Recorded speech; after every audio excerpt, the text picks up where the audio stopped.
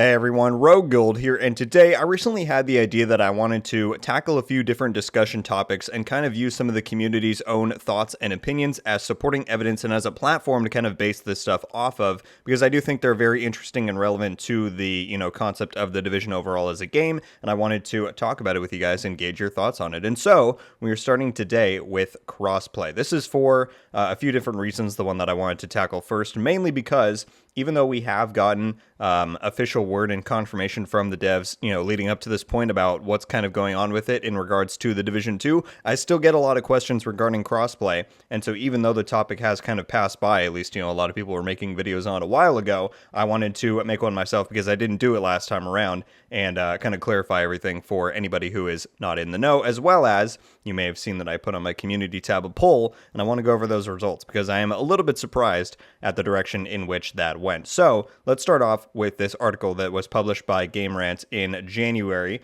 at the end of January, so just about a little over a month and a half ago.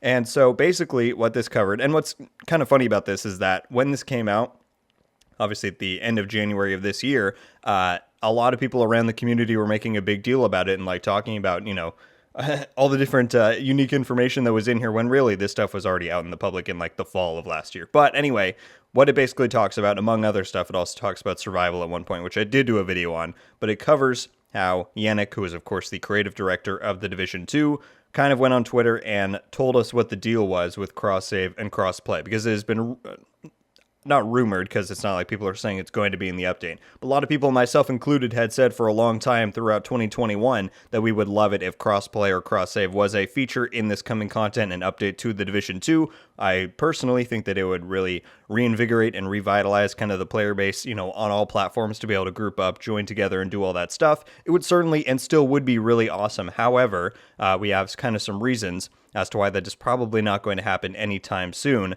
although like I said in that community post, there's certainly some interesting evidence there to go over. So what this basically covers is this tweet right here. And I will leave a link to that article in the description of this video so you can check it out yourself. Like I said, it was funny because that article was from the end of January and that's when everybody realized what was going on. But you can see Yannick's tweet here is from September of last year. So basically, he's talking about cross-save in this specific one, but the same idea applies to cross-play because you have to make the same infrastructure changes to allow these different platforms to play together. And what he said in response to being asked about it is that we have different databases per platform that don't communicate with each other. Changing that means completely overhauling our online infrastructure. It's not impossible, but a huge amount of work. And that's not even talking about the risk that comes with migrating existing saves. So if you read my community post the other day, this is what I was referencing when I said that the devs have come out and said that basically pursuing crossplay and cross-save is a non-viable,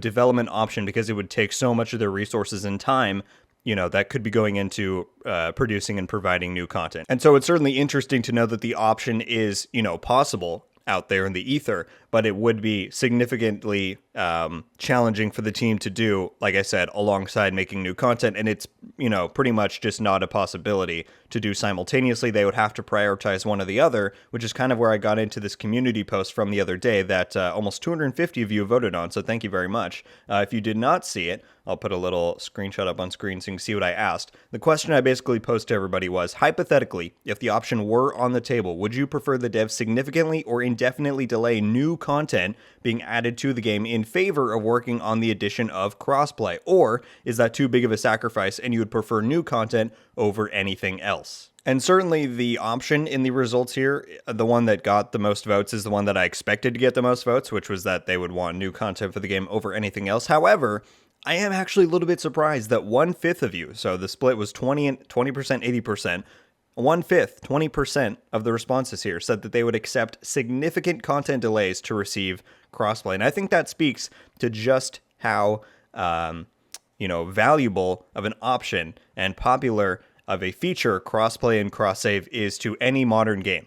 Obviously, I think I can say 99% of the people who play the Division 2 desperately want new content for the game. It's been such a long time since we had, a big wealth of new content to dive into, and so obviously that would be the popular answer to choose. However, having 1/5 of people still say that they would accept, significantly more delays on top of what we've had to get crossplay, I think that really speaks to, like I said, just how valuable it is as a feature. And I already had some people on this post trying to say, oh yeah, well maybe if the devs cared, they would actually go in and do it. No, the truth is that I think very few of us actually understand the complications that go into maintaining, like Yannick said on his tweet, live databases, stuff with backend infrastructure, and to have the Division 2 created on an engine and a platform that doesn't support that, cross connection, cross progression, all of that stuff, to go in and change that is obviously going to be a huge amount of work. And what's actually nice is that it's been said that pretty much all Ubisoft games moving forward are being created with, at their start, at their conception, the ability to be able to host these different things like cross progression, cross save, cross play, and that's awesome because it means that going forward you won't have to run into these issues where the devs have to try and take their resources and time to go back and make those things happen. It's just going to be there from launch, and that's really awesome. But the Division 2 was not part of that wave. It was made in 2016, 2017, 2018, and that was just not something that was in the cards then. And so it's very understandable from Yannick's point of view and from the team's point of view that yes, they could technically do it, but it would take huge amounts of work. And is that really worth the sacrifice over, further delaying new content that people have been waiting for so long? I think myself personally, I would side with the side of the vote pool here that wanted new content over anything else. Even though I really want crossplay and cross save in the Division 2, I would side with that notion as well, that new content is more important than anything to me at this point. In an ideal world, if the Division 2 somehow regained its 1,000 dev team pool that it had when it was being developed, sure, then I would say, dedicate a fifth of that team to go and make crossplay happen. But that's just not the reality. And with the amount of resources we currently have on the Division 2, I think the majority of us, and obviously 80% agree, that new content is more important than anything else at this point. So that's about the extent of what I wanted to cover today, guys. Again, this stuff was, news about a month and a half ago. A lot of people were making videos on it back then. However, I still receive questions about crossplay to this day.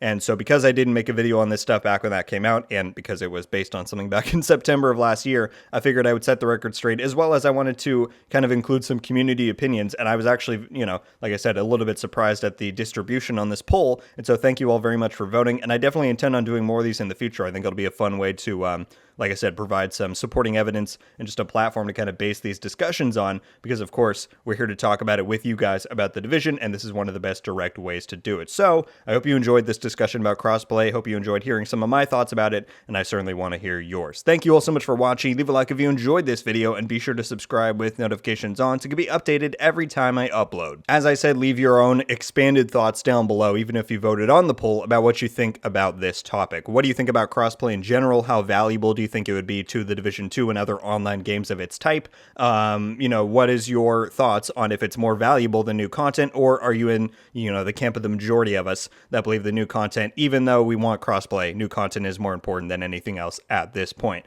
Hopefully, in the future, as I said, because Ubisoft is moving in a more cross-progression direction, we can expect crossplay to be there at launch for games like The Division Heartland. I was going to say mobile, but that's silly because that's a mobile-only game. X-Defiant, that type of stuff. And I think certainly that is probably what we can expect. And it'll be great to finally have that experience in The Division because there are a lot of, very rich communities on all, I was going to say all three, but I guess Stadia counts as its own thing. All of the major platforms have their very own rich and connected Division communities, and I hope in the future all of those can be connected in a much more seamless way. That's going to do it for me today, though, everybody. Once again, thank you all so much for watching. I hope you have a wonderful day, and until the next one, guys, RogueGold out.